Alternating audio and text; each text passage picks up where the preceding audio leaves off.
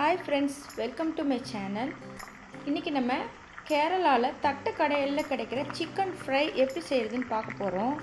நம்ம தமிழ்நாட்டுல எப்படி ரோட்டு கடை அப்படினு சொல்லுவோமோ அங்க கிடைக்கிற ஃபுட் எவ்வளவு ஃபேமஸோ அது மாதிரி கேரளால பாத்தீங்கன்னா இந்த தட்டுக்கடை chicken ரொம்பவே ஃபேமஸ். இதோட ஃப்ளேவர் ரொம்பவே நல்லா இருக்கும். சோ அந்த chicken எப்படி செய்யறதுன்னு இன்னைக்கு பார்க்க போறோம்.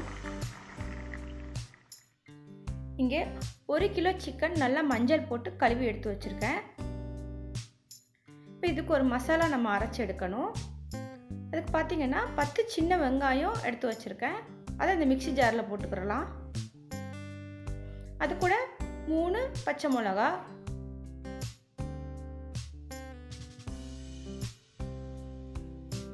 1 டீஸ்பூன் பெருஞ்சீரகம், கொஞ்சமா கருவேப்பிலை.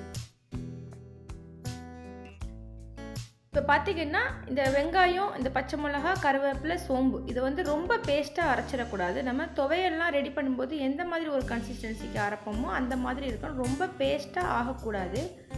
இப்போ நம்ம அரைச்சு எடுத்ததை இந்த மாதிரி ஒரு பவுல்ல ட்ரான்ஸ்ஃபர் பண்ணிக்கலாம். இப்போ 2 டீஸ்பூன் ஜிஞ்சர் garlic பேஸ்ட் சேர்த்துக்கிறேன். சப்போஸ் உங்ககிட்ட ஜிஞ்சர் garlic பேஸ்ட் இல்லைன்னா அந்த வெங்காயம், பச்சை மிளகாய் அரைக்கும் போதே சேர்த்து அரைச்சிருங்க. உப்பு 1/2 டீஸ்பூன், 1 டீஸ்பூன் மஞ்சள் தூள், 2 டீஸ்பூன் காஷ்மீரி சில்லி,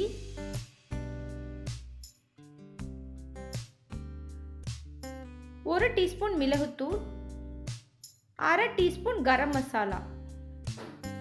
இந்த மாதிரி மிளகாயை வந்துட்டு இந்த மாதிரி நொறுக்கி எடுத்து வச்சிருக்கேன். சில்லி ஃப்ளாக்ஸ் அது ஒரு 2 டீஸ்பூன். இப்போ இதில் ஒரு முட்டை சேர்த்துக்கிறலாம்.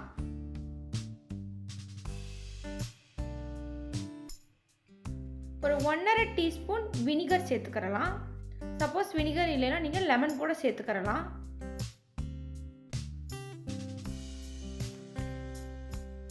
இது நீங்கள் காரம் அதிகமாக சாப்பிட்றவங்களா இருந்தால் இன்னும் சில்லி ஃப்ளாக்ஸ் எக்ஸ்ட்ரா சேர்த்துக்கிறலாம். 2 டீஸ்பூன் கார்ன்ஃப்ளோர் சேர்த்துக்கிறலாம்.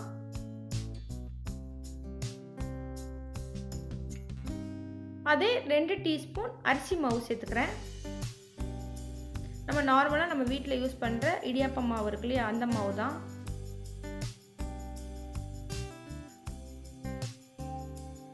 இப்போ இது எல்லாத்தையும் நல்லா கலந்து எடுத்துக்கிறலாம். இப்போ நான் சொல்கிறதெல்லாம் 1 கிலோ சிக்கனுக்குள்ள அளவு. இதை நீங்கள் எக்ஸ்ட்ரா பண்ணுறீங்கன்னா அதுக்கேற்ற மாதிரி செஞ்சுக்கிறங்க, டபுள் ஆக்கிக்கிறலாம். இதை நல்லா கலந்து எடுத்துக்கிறலாம். சில்லி பவுடர் எடுக்கிறது நீங்கள் பார்த்தீங்கன்னா முடிஞ்ச வரைக்கும் காஷ்மீரி சில்லி பவுடர் எடுங்க. அப்போ தான் நமக்கு வந்து சிக்கன் ஃப்ரை பண்ணி வரும்போது நல்லா நேச்சர் கலராக நல்லா ரெட்டாக இருக்கும். நம்ம அரைச்சி எடுத்த வெங்காயம், அப்புறம் பார்த்தீங்கன்னா நம்ம போட்ட மசாலா தூள் இது எல்லாம் நல்லா கலக்கிற மாதிரி நல்லா கலந்து விட்டுக்கிறலாம். கிரைண்ட் பண்ணி எடுத்து வச்சுருக்க சிக்கனை இந்த மசாலாவில் ஆட் பண்ணிக்கிறலாம். சிக்கன் சேர்த்து ஒரு 1/2 மணி நேரம் மேரினேட் பண்ணிக்கிறலாம். ஸோ நீங்கள் அப்போவே பொரிக்கிறதா இருந்தாலும் பொரிக்கலாம். பட் 1/2 மணி நேரம் நீங்கள் மேரினேட் பண்ணும்போது சிக்கன் கொஞ்சம் சாஃப்ட் ஆகும். இப்போ இது எல்லாத்தையும் இதில் போட்டாச்சு. நல்லா மிக்ஸ் பண்ணி விட்டுக்கிறலாம்.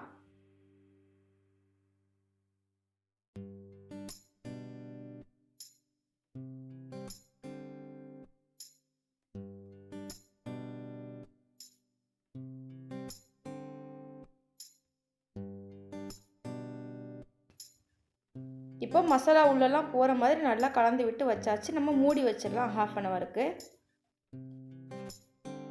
இப்போது ஒரு கடாயை சூடு பண்ணி எண்ணெய் ஊற்றிக்கிடலாம். எண்ணெய் நல்லா சூடு ஆனதுக்கு அப்புறமா நம்ம சிக்கன் போட ஆரம்பிச்சிடலாம்.